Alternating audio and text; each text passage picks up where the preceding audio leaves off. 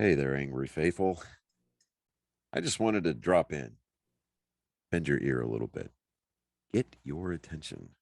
So if you're not listening, drop what you're doing and pay attention to me because I'm here to inform you that not only can you get your daily, maybe if you're binging it, I'm not sure, that's entirely up to you, but you can multiply your doses of angry me fuckery by paying attention to all of the platforms upon which you can find either the dulcet tones of my voice and David's voice or my pretty face and David's not so pretty face. Anyways, digressing, we we are on YouTube, we are on Spotify, we're on Rumble, we're on Google, Apple Podcast. We have a TikTok page. We're on Twitter, Instagram, and of course Facebook. So if you find yourself fuckery deprived, curl up with a nice hot mug of shut the fuck up and just listen. Open those ear holes and be prepared to be cream pied like it's the first time. Thanks for listening. Welcome, Angry Faithful. Today on Psychos and Sociopaths, we're going to talk about Gary Ridgway, the Green River Killer. He was a serial killer, and he was intentional victims of 48 separate murders. As part of his plea bargain, another conviction was added, bringing the total number of convictions to 49, making him the second most prolific serial killer in United States history, according to confirmed murders. I think he did that for the clout, man. He did it for the gram. That's what he did. He probably did do it for the gram. It's one of those things that did it for the gram. Totally did it for the gram. You know what? We need to do? What we need to find out is how many like serial killers are actually on, because most of them don't live. They either A, kill themselves, or B, die from execution or something like that, unless they're in like a liberal state to where they just get their sentence done and they keep on doing it. Very rarely do they get out of prison. This jackass is still alive because he's in Washington. Washington's a liberal state. So, yeah. But anyways, early in life, Jerry Lee Ridgway was born February 18th, 1949 in Salt Lake, Utah. The second of Mary and Thomas Ridgway's three sons. His home life was somewhat troubled. Relatives have described his mother as domineering and have said that while young, he witnessed more than one violent arguments between his parents. His father was a bus driver who would often complain about the presence of sex workers. Ridgway he complained about the presence of, Utah. Never mind. Yeah, his dad was a bus driver who complained about sex workers being on the bus. Yeah. Ridgway apparently had a bedwetting problem. Ha ha. Until age 13. His mother was washed his genitals after each and every episode. Good Lord. Yeah, those Mormons for you. At 13, I'd be able to do that myself.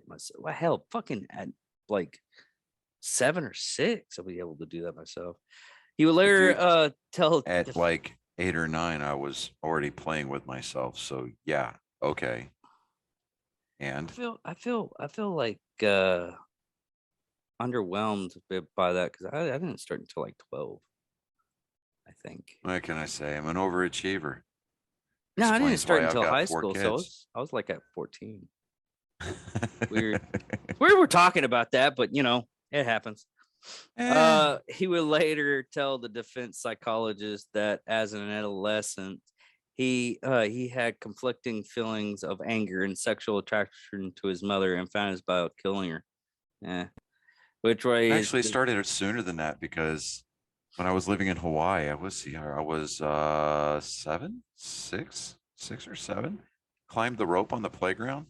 Found out that it felt really fucking good. Maybe that's why I'm so fucked in the head. No, because when I was the first time I noticed I had like those changes and everything, I was probably about 8 and was with my aunt. I ended up like we Okay, ended stop, stop, it, stop, stop. it was weird. Ridgway was dyslexic, was held back a year in high school. When he was 16, he stabbed a 6-year-old boy who survived the attack. Ridgway had led the boy into the woods and then stabbed him through the ribs into his liver. Ridgway's IQ was recorded being low 80s. Here's something weird. Okay. Ridgway graduated T High School in 1969. Married his 19-year-old high school girlfriend, Carlotta Craig. Claudia. Claudia. Claudia Craig. He joined the United States Navy. Now, the reason why I find that kind of weird that his IQ was in the low 80s and he was able to go in the military. I think at one point in time they said that if your what was it Jordan the philosophy guy uh Peterson. Okay. He said that in the military will not take anybody with an IQ of like 83 because you Okay. just can't. Well, you just can't teach them anything. Well, okay. So that being said, um, Sorry, I don't have an answer for that. oh, be quiet, Alexa. Weird. Okay. Apparently she's listening. Anyways, um, it could have been in a couple of different things. One, it was Vietnam. Two, they were drafting people. So he could have Oh gotten yeah, yeah. drafted into the Navy. So, I mean, it just says that he joined the Navy. It doesn't say how he joined the Navy. Yeah. I mean, he okay, so he was sent to Vietnam. He served on board of a supply ship and saw combat. Basically, that probably means that his ship took fire from the shore. Okay, so um, during his time in the military, he had frequent sexual intercourse with sex workers and contracted gonorrhea. Although angered by this, he continued this activity without protection. The marriage ended within a year. Well, no shit. Um, when he was questioned, or when questioned about Ridgway after his arrest, friends and family described him as friendly but strange. His first two marriages resulted in divorce because of infidelities by both partners. His second wife, Marcia Winslow, claimed that he had placed her in a chokehold. He became religious during his second marriage, uh, proselytizing door to door. It's basically kind of going, do you have a moment to talk about our Lord and Savior? Yeah. Um, reading the Bible out at work and at home and insisting that his wife follow the strict teachings of their pastor. Ridgway would also frequently cry after sermons or reading the Bible. Despite his beliefs, he continued to solicit the services of sex workers and wanted his wife to participate in sex in public in inappropriate places, sometimes even in areas where his victims' bodies were later discovered.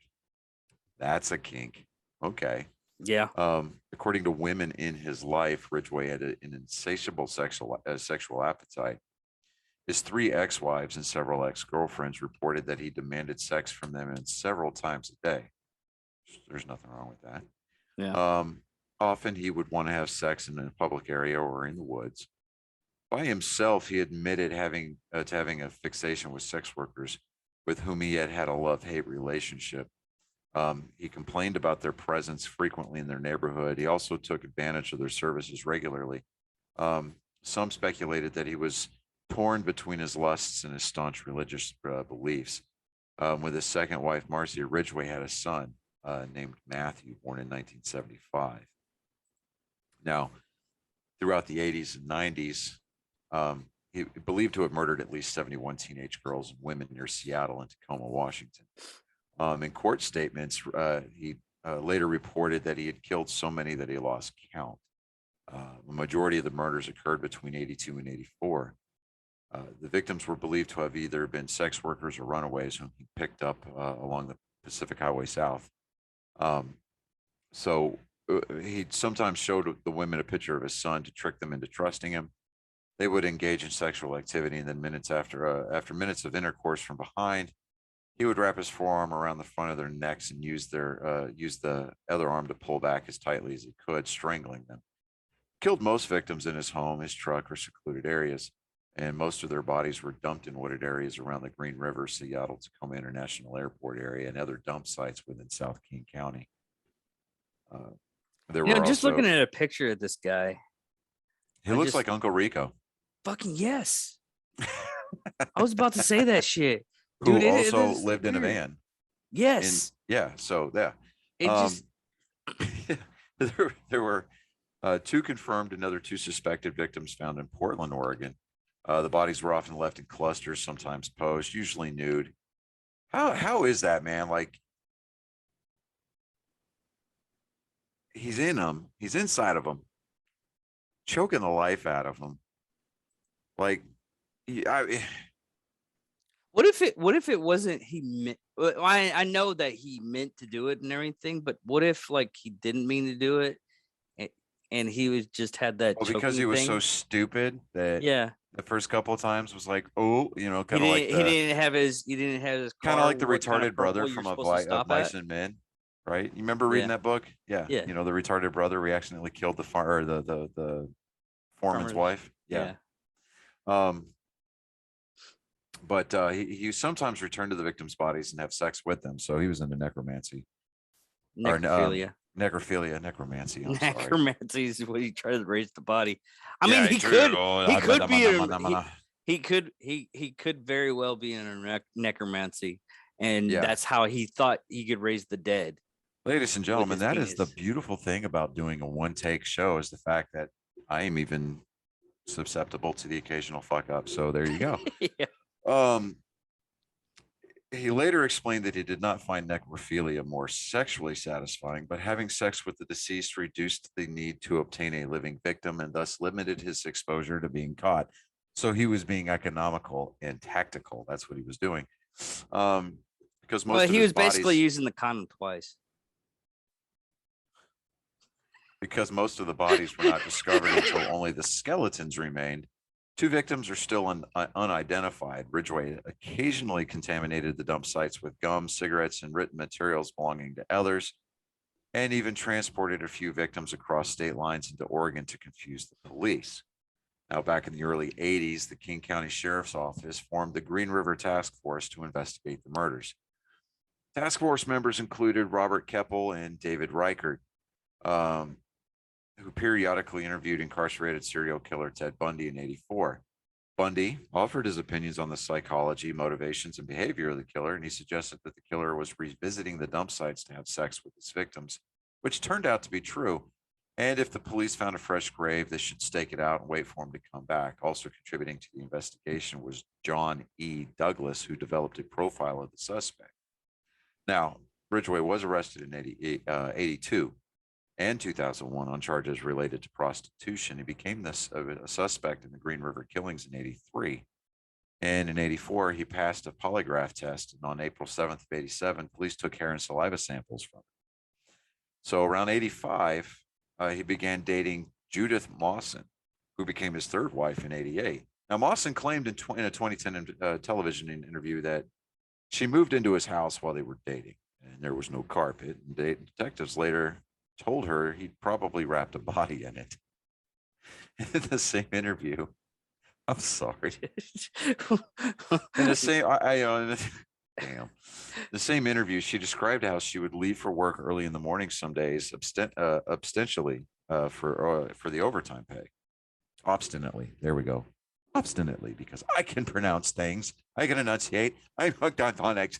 Yeah, I know. Anyway, Mawson speculated that see, I need to quit hanging out with you. That's what it is. That's what Mawson it is. speculated that he must have committed some of the murders while supposedly working these early morning shifts.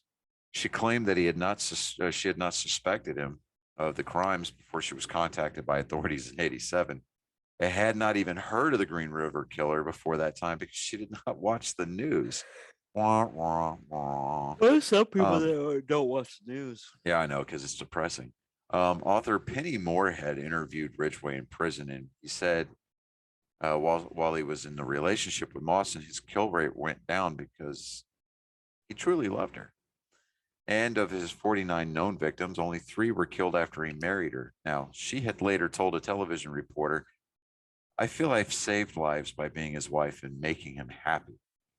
Now, the samples that were collected in 87 were later subjected to DNA profiling, providing the evidence for his arrest warrant. And on November 30th of 2001, Ridgway was at the Kenworth truck factory where he worked as a spray painter when police arrived to arrest him. Now, he was arrested on suspicion of murdering 4 women nearly 20 years earlier. And after first being identified as a potential suspect when DNA evidence conclusively linked semen left in the victims to saliva swab taken by the police, the 4 victims named in the original indictment were Marcia Chapman, Opal Mills, Cynthia Hines, and Carol Ann Christensen. 3 more victims, Wendy Cofield, Deborah Bonner, and Deborah Yates, were added to the indictment after a forensic scientist identified microscopic spray paint spheres as a specific brand and composition of paint used at the Kenworth factory during the specific time frame when these victims were killed. See, he wasn't using the condom; he was raw dogging them. Yeah. Plea bargaining, confessions, and sentencing. Early in August 2003, Seattle Television News reported that Ridgway had been moved from a maximum security cell at King County Jail to a Airway Heights minimum to medium security level tank. Other news reported stated that his lawyers, led by Anthony Savage, were closing a plea bargain that would spare him the death penalty in return for his confession of the number of Green River murders. On November 5th, 2003, Ridgway entered a guilty plea to the 48 charges of aggravated first-degree murder as part of a plea bargain agreed to it in June that would spare him execution in exchange for his cooperation in locating the remains of his victims, providing other details. Now, the reason why they actually do this is so the family have either have something to bury and closure, that they know that their family members has died and they stopped looking for them. There's surprisingly a lot of money for missing persons, for if you ever wanted to be a detective and you're actually somewhat good of it. And there's some people out there that just take your money just to try to find the people. Yeah. In his statement accompanying his plea deal, Ridgway explained that he had killed all his victims inside King County, Washington, and that he had transported and dumped the remains of the 2 women near Portland to confuse the police. Deputy Prosecutor Jeffrey Bard noted in court that the deal contained the names of 41 victims who had not been subject of State versus Ridgway if it were not for the plea agreement. King County prosecution attorney Norman, oh God, Hold on. Mailing. Malling, Yeah, I would say with mailing. Yeah. Malling explained his decision in making the deal. We have gone, damn it. We could have gone forward with 7 counts, but that is all we could have ever hoped to solve. At the end of the trial, whatever the outcome, there will have been lingering doubts about the rest of these crimes. This agreement was the avenue to the truth, and in the end, the search for the truth is still why we still have a criminal justice system. Gary Ridgway did not deserve our mercy. He does not deserve to live. The mercy provided by today's resolution is directly not at Ridgway, but towards the families have suffered so much. That's kind of admirable, and it's one of those things that I was like, man, given the chance, we would have took him out in the backyard and just shot him. Yeah, but in the eyes of the law, one does not make right for the other, no matter what the cost. I mean, no matter what you know what I'm trying to say, tit for Yeah. tat, eye for an eye. That's up Yeah. to the legal system to do. I mean, would it be cool to be like a vigilante and kind of like take this guy down? Yeah, it would have been. But Extra him. Yeah. I don't know, man. But yeah, this is probably one of the more modern era serial killers. Yeah. So, you know, it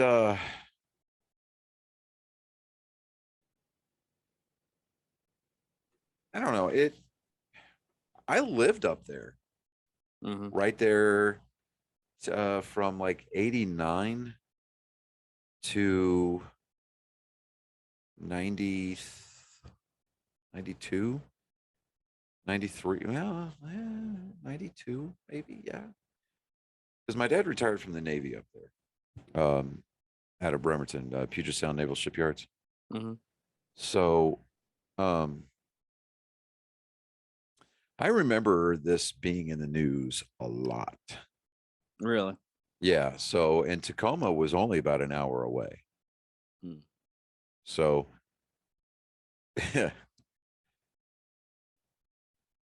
looking back, you know, I'm just kind of like, wow, that's wow. You It's know, one of like, those things you're like you had like a quick glance on it and everything, and then reading about it now, you're like, holy shit, this happened in my backyard. yeah, basically. And I mean, excuse me. See, in 2015,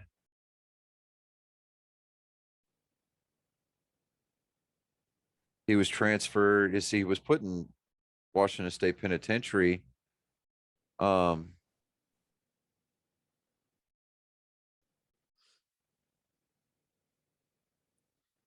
let me see here.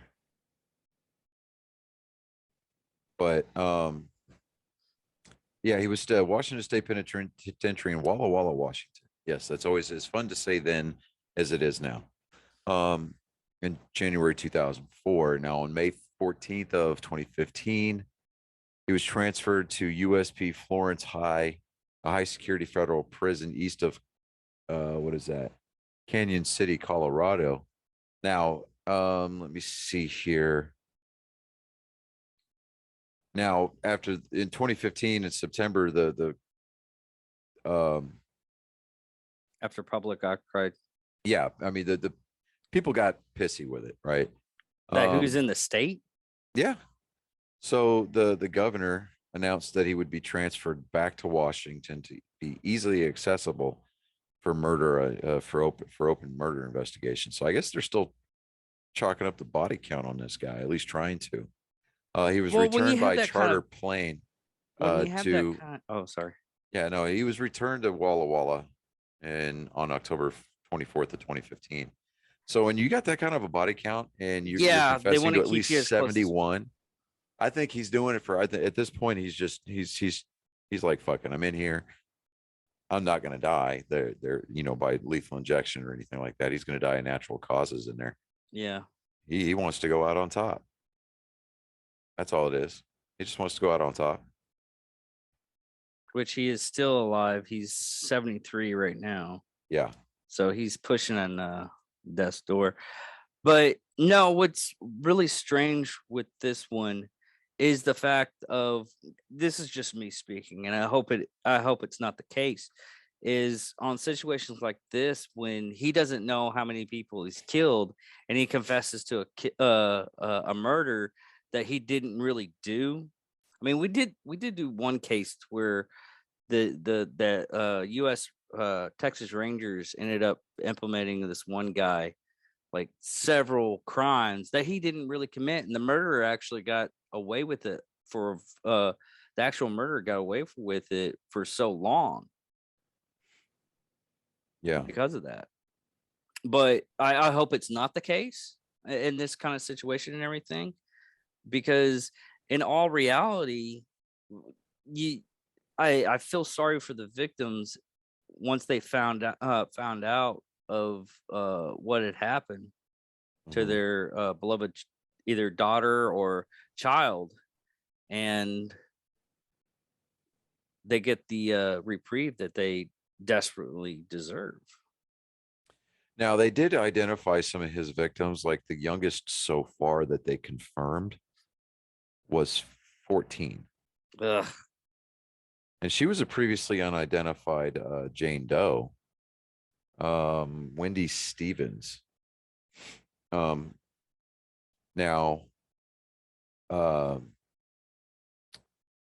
let me see here.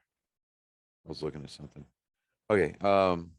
She was a previously identified as Jane Doe B10. There's still two unidentified bodies. Now there's a Jane Doe B17 still unidentified victim. She was discovered January 2nd of 86. Now the remains that had been found in another area February 18th of 84 were later matched to this victim. In 2003, Ridgway claimed responsibility for her death. There's a Jane Doe B20, also unidentified. She was discovered in August of 03. Now, because the remains were partial, her face could not be reconstructed and her race could not be determined, but she was estimated to have been between 13 and 24 years old at the time of her death. She was murdered between 70 and 80 and 93. Oh, yeah, that narrows it down. But she's Mm, believed to have been murdered during the first decade of his murder spree. damn. So, I'm like, okay.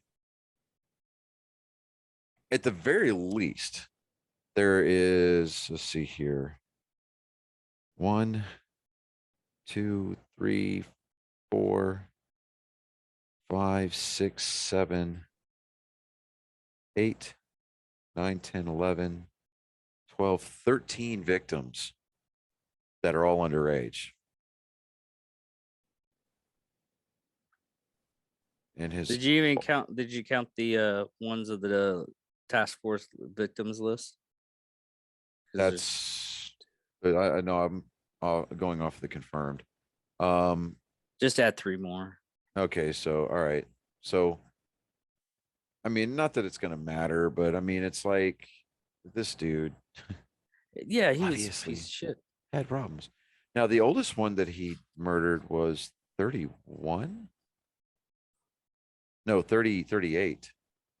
Oh, wow. He must have been like really desperate and went for some like mature cougar pussy or something. Or she looked Patricia younger. Yellow Robe. Yeah, Patricia Yellow Robe. Yeah. She died in she disappeared January of 98, and she was found, well, her remains were found August 6th of 98. So yeah, so we're talking 49 that are confirmed. Now, I have a problem with the fact that they're tacking the two unidentifieds to his confirmed list. Is it just because he's taking responsibility for it? I don't know. Now he's suspected of but not charged with murdering the remaining 6 victims of the original list attributed to the Green River Killer. In each case, either Ridgway did not confess to the victims' deaths or our authorities have not been able to corroborate their suspicion with reliable evidence. So it's unfortunate that these 6, 3 of them are still undiscovered, are just, those families are never going to get peace. No, because the way he threw away the bodies. Well, I it's hate not to so say much the threw fact that away the he bodies, but it's not so much the fact that he threw them away. It's the fact that they can't tie those to him. And he hasn't confessed to these. So, I'm kind of like, what's, I mean, if they already have like the DNA evidence of it, they're just well, they just said unidentified. no with no reliable evidence. Oh, So, okay, okay. I The I only would reliable imagine, evidence would be him confessing to those crimes. yeah. Now, let me see here.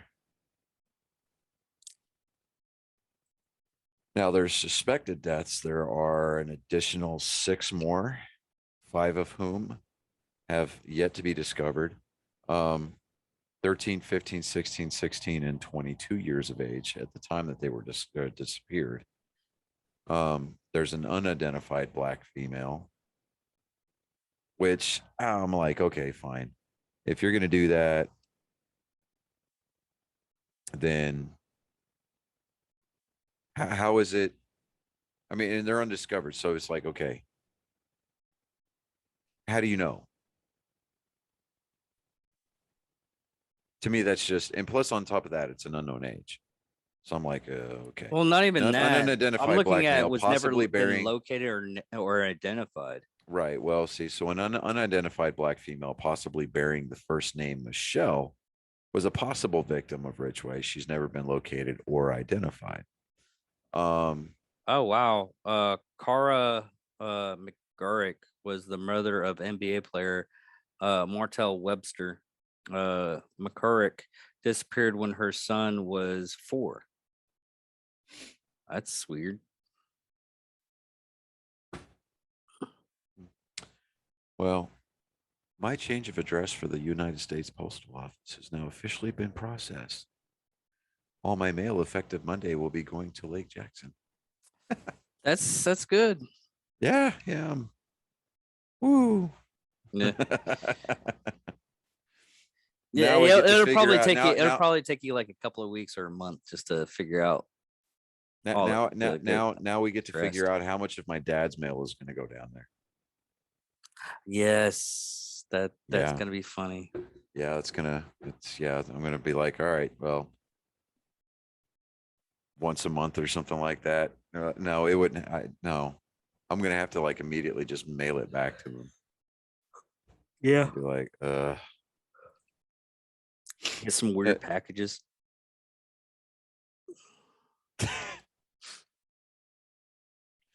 oh no.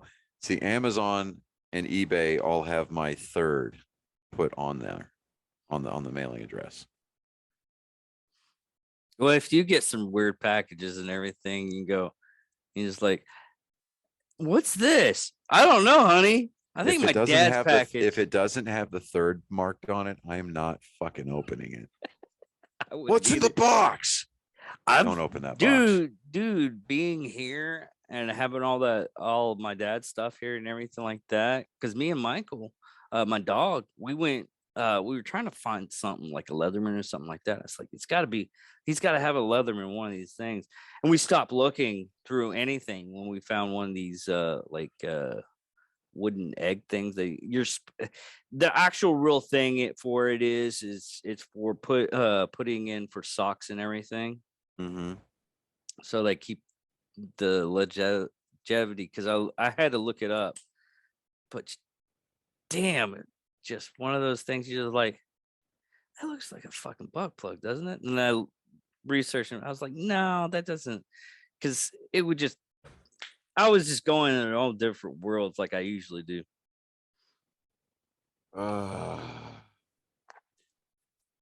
No, what I want to do is I want to pull like the ultimate prank on somebody. I'm going to buy a dildo and I'm going to mount it to a trailer hitch, like, like a tow hitch, Mm-hmm. stick it in the receiver and just let them drive around like that all day. Okay. How funny would that be? Like, how long would it take them to realize? Depending on the person, it took me took the person I did it to like fuck, almost a day. And they didn't go anywhere. That was the only. And then finally, when they did go somewhere, there's apparently someone stole it. So he never found it. I had to tell him, I was like, "Hey, dude, did you go to Walmart?" And he's like, "Yeah, I went up to Walmart. Got some weird looks going in. I didn't, and it was kind of weird. He didn't even fucking find it. I had to tell him that I fucking put it on there. I had to. Luckily, I took photos of it and sent them to him. After he's like, dude, this is what I put on your car. He's like, oh, that's fucking hilarious, dude. Where's it at? I don't know. I guess someone stole it from your freaking car. Well, that's kind of fucked up. Uh-huh. I wonder if they're using. I mean, it went into that. I wonder if they're using it type deal. But that was probably around. That was like a, I don't know, a $60 joke. Those things aren't cheap. Well, no. But apparently, actual DVD corn is actually really cheap. You can get it for like $8. Back in the day, it was like 50 to 60. Yeah, but who has a DVD player anymore? Hell, who freaking buys DVDs anymore? More to the point. Yeah. But anyways, everybody, this was Gary Ridgway on Psychos and Sociopaths. I'm David Dickerman. I am Johnny Skelton. Thank you, Angry Faithful, for keeping up with us and listening to us on this episode. And good night. Victory!